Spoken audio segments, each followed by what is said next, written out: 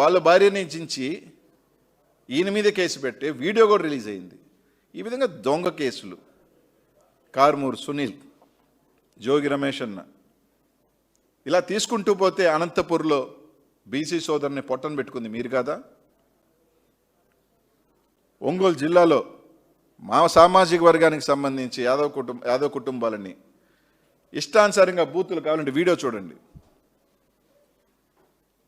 ఏ విధంగా బొలపలేం బాబాయ్, మాకు బొలిపే మాకేం బొలుపు లేదు బాబాయ్. నేను చెప్పేది బాబాయ్ ఒక్క మాట, నేను చెప్పేది ఒక్క మాటని బాబాయ్, నేను చెప్పేది బాబాయ్. కొడితే కొట్టు బాబాయ్, నేను కాదన్నావు. ఏమన్నాడంటే బాబాయ్ ఏమైనంటావు నీకు ఎందుకు నీకు అంత కొత్త తీసుకోలేదు బాబాయ్. ఉండు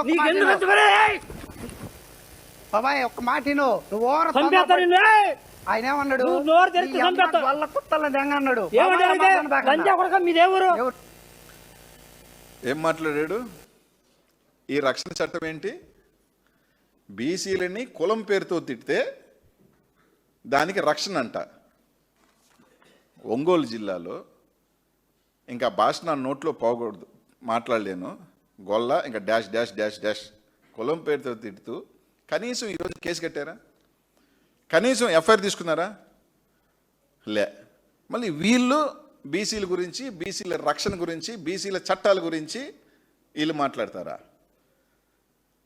అసలు ఎంతమంది ఈరోజు దళితులు చనిపోయినా దిక్కు లేదు, బడుగు బలహీన వర్గాలని కొట్టినా దిక్కు లేదు. అంటే మీ పార్టీలో మాత్రం ఎవరికైనా ఒక అన్యాయం కానీ జరిగితే అది రాష్ట్రం అంతా బీసీలకు అన్యాయం జరిగినట్టు, అదే మామూలు సామాజిక వర్గానికి ఎక్కడ జరిగినా కూడా మీరు కొట్టినా, తిట్టినా, చంపినా బీసీలు పడుండాలి. ఏదన్నా అంటే బీసీలకి మేమే చేసాం, బీసీలకి మేమే ఆదుకున్నాం. అసలు అంటే ఎందుకు? నిన్న నువ్వే ఇచ్చావు 50.7% బీసీలు ఉన్నారని.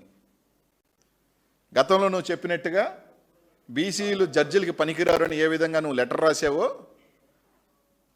న్యాయస్థానానికి సంబంధించి బీసీలు జడ్జిలుగా పనికిరారు, బీసీలకి అర్హత లేదని గతంలో చరిత్ర రాసిన చరిత్ర అనేది ఏ విధంగా ఉందో, ఈరోజు మేము ఒక డిప్యూటీ సీఎంకి సంబంధించి బీసీలు పనికిరారా అని అడుగుతా ఉన్నా.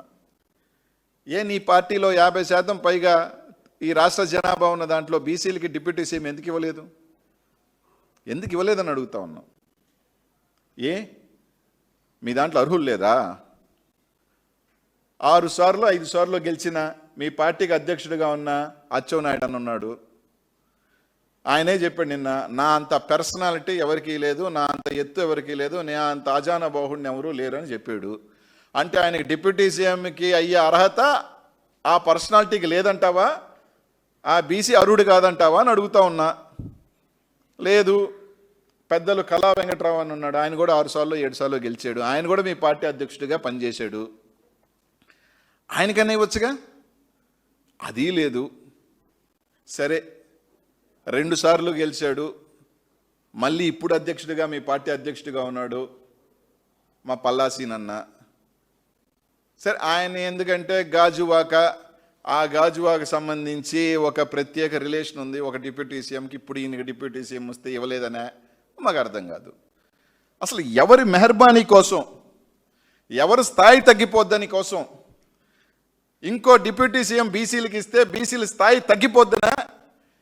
మా బీసీల స్థాయి దించి, మా బీసీలకు అర్హత లేదని ఏ పార్టీలో ఉన్నప్పటికీ కానీ నువ్వు మా బీసీలకి ద్రోహం చేసే ఒక డిప్యూటీ సీఎం ఇవ్వకుండా చెప్పాల్సిన బాధ్యత ఈ కూటమి ప్రభుత్వానికి మాట ఉందా లేదా అని అడుగుతా ఉన్నా. ఒకసారి ఎమ్మెల్యే అయినా డిప్యూటీ సీఎం అర్హుడైనప్పుడు 6 సార్లు 7 సార్లు అయినా మా అచ్చమన్న, మా వెంకటరామన్న వీళ్ళు అర్హులు ఎందుకు కాకుండా పోరు? అంటే మా బీసీలకి శక్తి, సామర్థ్యం, తెలివితేటలు లేవని మీ అభిప్రాయమా అని అడుగుతా ఉన్నాం. ఎవరు బాధపడతారని, ఎవరి కోసం నువ్వు మా బీసీలని అవమానపరిచావు, నిజంగా అవమానపరిచావు. కాబట్టి ఈ రాష్ట్రంలో ఊరికైనా ఆయన చెప్పినట్టుగా రేపు ఆయనే పోతాడు కోర్టుకి, ఆయనే పోయి ఒక చేత కోర్టులో వేయించి వైఎస్ జగన్మోహన్ రెడ్డి గారు కోర్టుకు వెళ్ళారు కాబట్టి నేను లేకపోతున్నామని. ఏ రోజు బడుగు బలహీన వర్గాలకి ఈరోజు మీరు రిజర్వేషన్లు తీసుకున్న శాసనసభలో కానీ పార్లమెంట్లో లోక్సభలో కానీ తీసుకున్నా దాదాపు 0.5% సీట్లు ఇచ్చిన ఘనత వైఎస్ఆర్ కాంగ్రెస్ పార్టీది, జగన్మోహన్ రెడ్డి గారికే సొంతం అని చెప్పి ఈరోజు తెలియజేస్తా ఉన్నాం. ఎక్కడైనా కానీ ఏ ఒక్క స్థాయిలో కానీ ఈరోజు జగన్మోహన్ రెడ్డి తీసుకొచ్చిన దాన్ని తూచా తప్పకుండా పాటించాల్సిన పరిస్థితి ఈరోజు నీకు వచ్చింది. ఈరోజు మార్కెటింగ్ యాడ్ చైర్మన్లు కానీ, సర్పంచ్లు కానీ, మేయర్లు కానీ ఈరోజు జగన్మోహన్ రెడ్డి గారు ఏదైతే ఒకటి స్టార్ట్ చేశాడో దాన్ని ఫాలో అవ్వాల్సిన పరిస్థితిని ఈరోజు తీసుకొచ్చిన ఘనత అది జగన్మోహన్ రెడ్డి గారికి చెందుతుంది, కానీ నీకు కాదని చెప్పి ఈరోజు తెలియజేస్తా ఉన్నాం. గతంలో ఎన్నిసార్లు మీరు నోటుకొచ్చినట్టు మీ వాళ్ళు బీసీలు మాట్లాడారో అందరూ కూడా చూశారు. నువ్వు ఏ విధంగా బీసీలు పనికిరారు,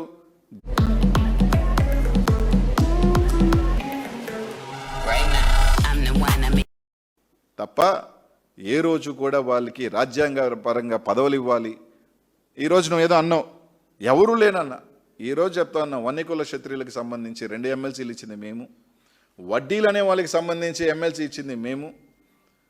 ఇట్లాగే ఎతికి రాజకీయాలలో కనీసం పదవి లేని వాళ్ళందరూ కూడా ఎతికి తీసుకొచ్చి వాళ్ళకి మంచి పదవులు ఇచ్చిన ఘనత అది ఒక జగన్మోహన్ రెడ్డి గారికే చెందుతుందని.